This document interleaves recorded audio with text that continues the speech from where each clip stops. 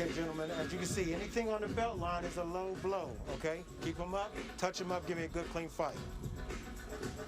Tim Bradley, there is a lot to like here with these young junior welterweights. Yeah. And the fact, Tess, that what I love about this is that they're both undefeated, and this is an initiation bout right here. The winner probably will get signed by Top Rank.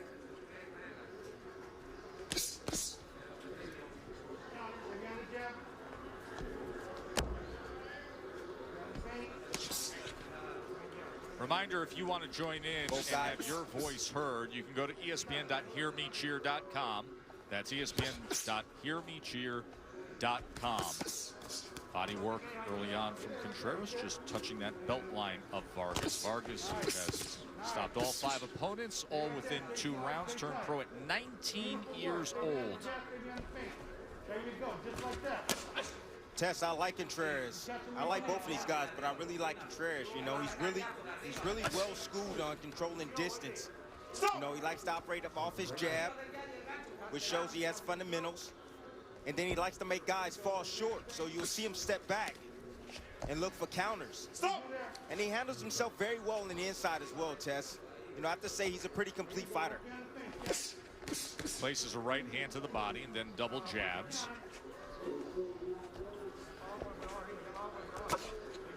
Vargas now with a jab to the body. Vargas, who was born in Mexico, moved to Milwaukee as a young child.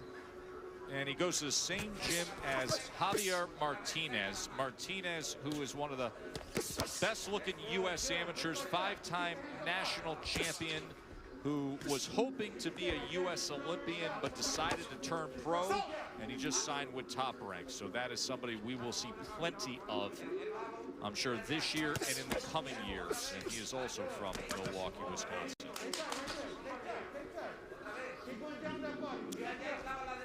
You know, Vargas is a well-rounded skill fighter as well. You know, he's a little raw. He only has 5 professional fights, but, you know, watching him on film, Tess, you know, he knows how to punch in between punches. Good exchanges on the inside, and Contreras gets back outside. Very good action. Boy, what a difference a little break makes of going from the slow lugging heavyweights to these young junior welterweights. Right hand lands from Vargas. Back to the body goes Contreras. And then both men opening up. Just missing with that right hand was Contreras.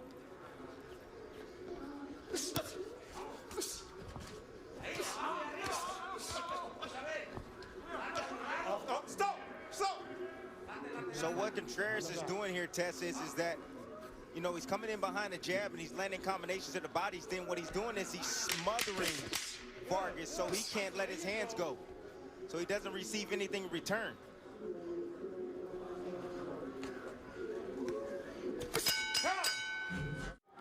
You see the social distance spacing ringside at this Top Rank event inside the bubble, the MGM Grand Conference Center, where everything is taken into consideration to ensure the safety and well-being of all participants. That was a pretty good looking first round between Vargas and Contreras. Both men throwing exactly 46 punches. Bernardo. Can't hold him, can't hold him. Let's go. Let's go. Well, speaking with Rolando Vargas' father, and he was telling me that they were born in Santa Maria, Huasolotitlan, Oaxaca, which is where the 7.4 earthquake just took place this morning. Fortunately, their family is okay back home, but it's one of those things that they were trying to keep Rolando Nano Vargas not distracted from the fight. Yeah, that can be so concerning. Okay, break, break. Think that your relatives are in harm's way. Bernardo, if I'm not mistaken, and just knowing you, you also have relatives in that town in Mexico, do you not? I have an aunt who lives in Juchitán, who had her house collapse in the last earthquake that happened about 1.5 years ago. But fortunately, they are all okay as well. That's good to hear. Glad to hear that. Round 2 here, scheduled for 6. Vargas now lives in Milwaukee, Wisconsin, where he was raised. 20-year-old, turned pro a year ago. He's got a good management team. He's with David McWater, who's the same guy who moved Teofimo Lopez along to become a world champion. Of course, we all anticipate official news of Teofimo Lopez and Vasily Lomachenko having a date and a site to unify the lightweight championships at some point this year. By the way, Timmy, You know, every both so these guys often I know there's a reaction from all of us in our crew when we've been keeping up with Teofimo Lopez on social media and seeing videos and photos of what he looks like right now physically. I mean, he has gotten very strong, has he not, during COVID and the quarantine? See the upper body on Teo lately? You call that COVID? No, man. He put on a lot of weight, man. A lot of muscle as well. He looked like about 165. Easy test.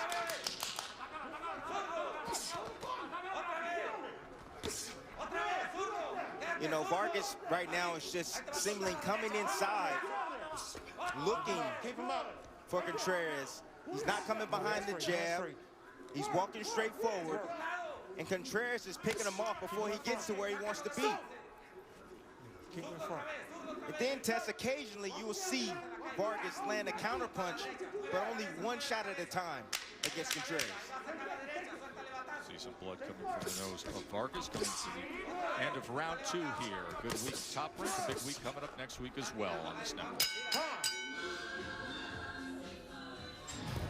Top Rank Boxing Summer Series from Vegas heats up on June 30th with a proven warrior. Alex Saucedo has fought for a world title. It remains his only career loss. Now he's poised to get another chance at a belt. We've seen him in some of the best all-out action rounds in some time. Now the fan favorite from Oklahoma City is in against the tall 21-win veteran Sonny Fredrickson. Then on Thursday, July 2nd, the recently postponed crossroads battle between Jose Pedraza and Mick LePierre is back on. Pedraza, the former 2-division world champion, is trying to stay the course for another shot. Slick Mick LePierre, who challenged for a world title himself, will be focused and ready for him. So that is next week on Top Rank Boxing on ESPN. By the way, Saturday night, we're back in Mexico City, where Miguel Berchelt will be in a 10-round non-title fight on ESPN. But right now, Mark Kriegel, our focus, Miguel Contreras, and the 20-year-old Mexican-born Rolando Vargas. Vargas was heartened last week, and he logged on to Facebook and saw the Supreme Court temporarily upheld the so-called Dreamer program. He's one of those young people. He came here at 10 months. At 11 years old, he told his dad he wanted to represent the United States at the Olympics. His dad told him, hey, that's not happening. You don't have papers. So he spent the balance of his amateur career competing in basically regional and local tournaments. Now his dream is winning a world title. I have to say, this is one of those fights, young, undefeated prospects that we might not have seen if not for the circumstances that we have right now. And I'm glad we are seeing them because they are putting on quite the show, Vargas and Contreras. Tess, I just see Contreras just being the busier fighter.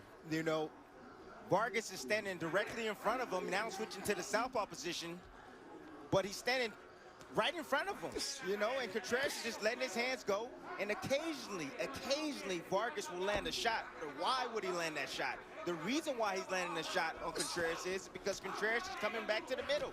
He does some work, he throws a body shot, and his head is directly in the middle.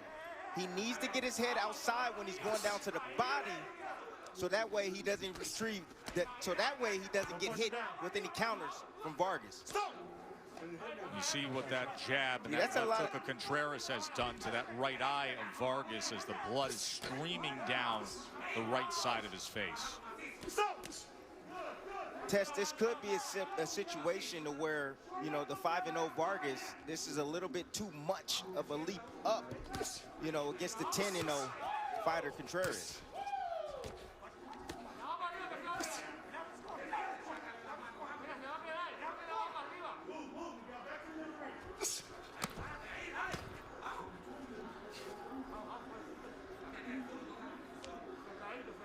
Contreras has just better technique, Tess. Better technique, better fundamentals than Vargas, and it's showing. 10-0 Contreras from Bakersfield, California. He takes such pride in where he comes from. He says, listen, I grew up in what was really a drug dealing infested area, but I fight for my neighborhood. I'm looking to inspire any other kid who wants to turn to sports, wants to turn to boxing. He feels like he had a great blessing with this opportunity to become a pro fighter.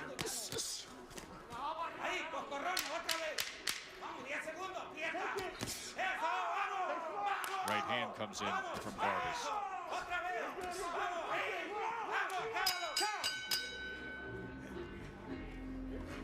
Look at that cut. Top Rank Boxing on ESPN is brought to you by Burger King. The Impossible Croissant Sandwich now at Burger King. That is the champ, Andrew Maloney, getting taped up. That right hand that has delivered some great power punches through his years as a pro. 21-0, 14 knockouts, comes in with great confidence. The Australian with his first pro fight in the States, and he will be in against a live dog in Joshua Franco, who we made note that the betting line has come down significantly in the last 24 hours. The late money is coming in on the dog, Joshua Franco. We saw that a week ago on last Tuesday night when Mike Plania was the dog getting late support, and he pulled the upset of top 10 ranked Josh Greer. Will we have an upset? Will we have a title change hands tonight? That is the main event. 12 rounds, WBA junior bantamweight title fight, Franco and Maloney. I want to show you how that cut on the right eye was caused here, Tim. Watch the heads. Because you see that move with Contreras sweeping back. I do see that, Tess. And then but the instantly heads you are see there. the blood. The heads are there because, yeah, but the heads are there, Tess, because you see Contreras when he sweep with this left hook to the body, his head was right in the middle. That's the reason why the heads came and clashed together.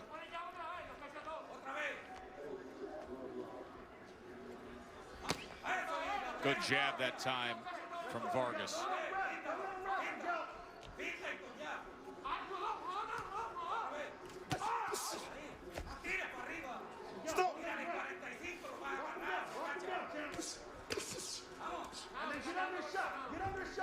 You know, Tess, one of the most important aspects of developing a fighter, especially young, is it's actually sparring in preparation for a fight. Sparring is very important, you know, because you have to get familiar with every aspect of the ring. You know, fighting in close, shortening your punches in the inside. As you can see, Vargas swinging wide with his shots, you know.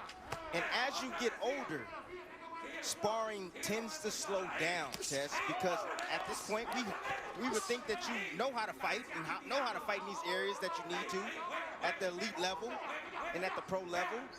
And plus, it's about preserving your body when you get older. So, a lot of sparring early, less sparring later in your career. You know, Tim, I don't know that we've ever had what we would call our production meetings, our fighter interviews the day before we do a broadcast, where you haven't asked the fighter specifically, how many rounds have you sparred? Who have you sparred? You always want to know the extent of sparring. When you ask those questions of guys this age, a 20-year-old, a 22-year-old at the 5-win and 10-win plateau fighting in 6-rounders, what is the number that you want to hear when it comes to sparring? Well, with COVID and everything, it's been really hard for these guys to really get prime-time sparring tests. But, you know, anywhere from 80 to 100 rounds. You know, these are young guys. They have to spar to get familiar with this ring, you know, and get familiar with the things that they need to learn to be able to compete at the elite level. So I would say anywhere from 80 to 100 rounds, easily, Tess, for each camp. It doesn't matter if you're going 6 rounds, 8 rounds, or 10 rounds. End of 4 here. Good stuff with Vargas and Contreras. Rounds CompuBox says that each man has landed exactly 69 punches. Round number 5 between 5-0 Rolando Vargas and 10-0 Miguel Contreras. Vargas tries to go to the body.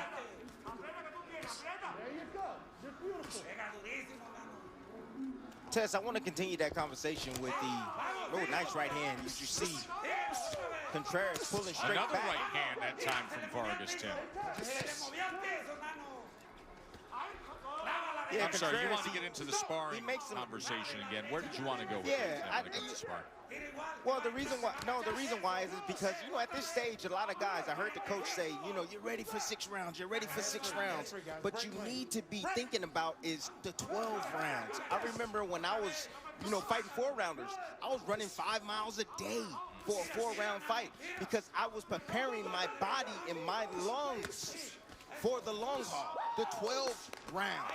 So when you're sparring in there, you're not sparring to go 6 rounds. You're sparring because eventually you want to get to 12 rounds. That's what I wanted to say, Jess.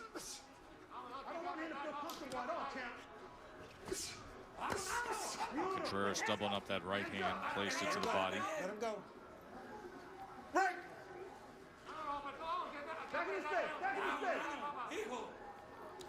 Yeah, Vargas is definitely getting gut checked right now. You know, he's going to have to step it up. You know, he's not using his jab at all to set up any of his counters. He's sitting directly in front of Contreras as well.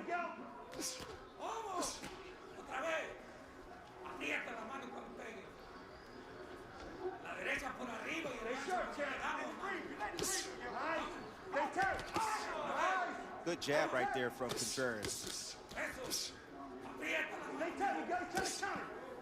Stop!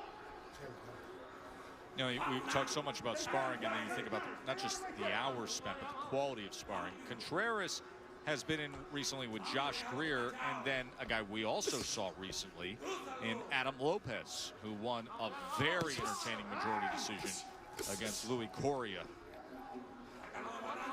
Let him go, let him go. Work it out, guys. Stop! The type of sparring is very important as well, and you can just see the difference in the preparation for both these guys by the way they're fighting.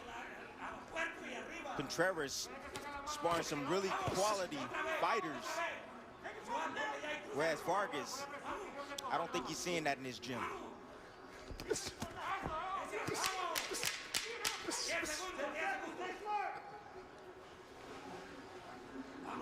We'll have 1 round to go from Vegas. 6th and final round. 2 young unbeatens to decide it. You know, Vargas, you mentioned who he's been in against. He hadn't gone past round 2. 5 knockouts in his 5 wins. And Contreras, his last 5 opponents, they had a record of 21-40 losses and 5 draws. Now facing opposing unbeatens. Bernardo.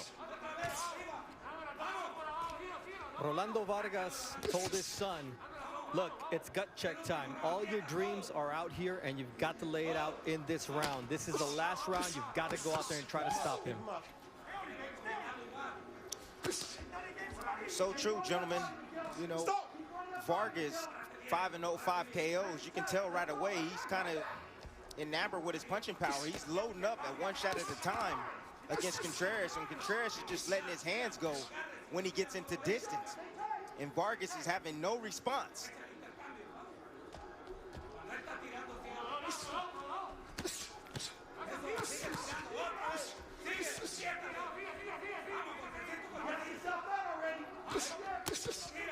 Yeah, gentlemen, again, this is just, I believe that this is just biting off more than you can chew for Vargas. 5-0, 5 KOs, and you have Contreras, who has much more experience.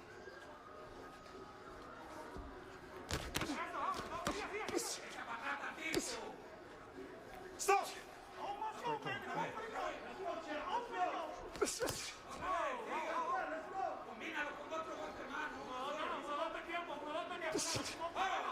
Lands the left hand. Vargas timing it very well.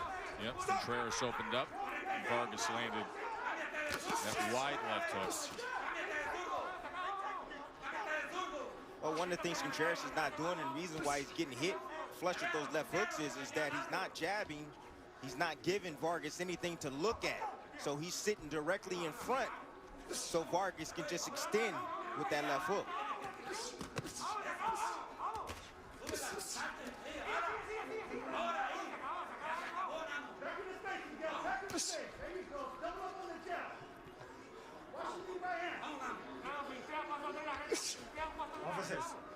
There we go. And Vargas is stocking. He's coming forward, and what he's looking for one clean shot. He's looking to end this fight with one shot.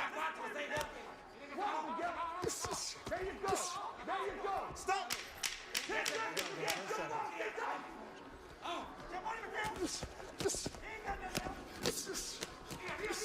Good exchange, center of the ring. Right to the bell and through it. Good finish test by both men. It was. Good work from that man throughout. And there is that cut that opened up from the clash in the third round when Contreras went off to the left, came sweeping back to the inside, and there was a clash of heads that opened up that cut around the right eye of Vargas.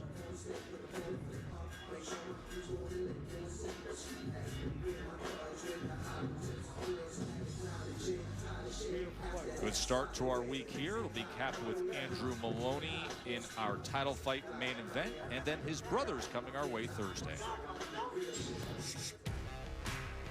Top Rank Boxing on ESPN continues Thursday with Andrew Maloney's twin brother Jason as the headline.